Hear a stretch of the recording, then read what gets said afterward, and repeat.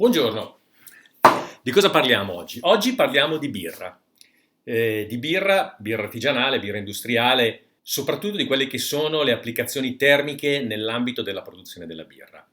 Dopo l'ultimo video che abbiamo pubblicato dove parlavamo delle applicazioni nel food degli scambiatori, abbiamo ricevuto diverse richieste relative ad approfondimenti in questo ambito.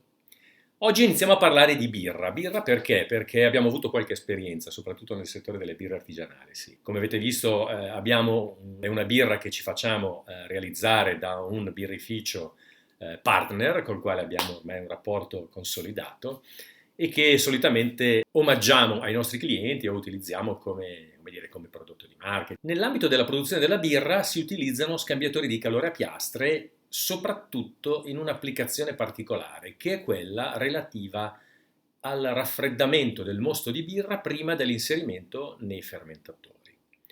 Se conoscete un po' il ciclo di produzione della birra, non sto a spiegarvelo, ma diciamo che si passa per diversi processi termici, è un ciclo abbastanza complesso, molto interessante peraltro.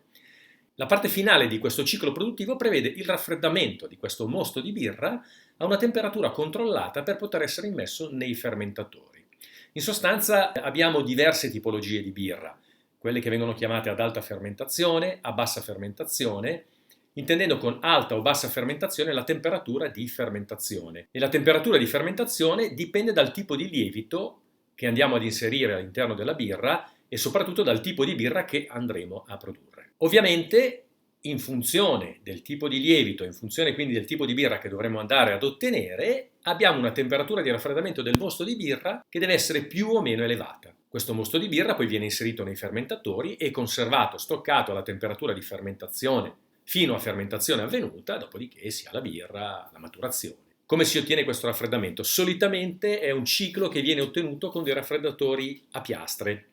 Nel caso di birre artigianali o piccoli birrifici, soprattutto birre casalinghe, si utilizzano anche piccoli scambiatori saldobrasati in rame.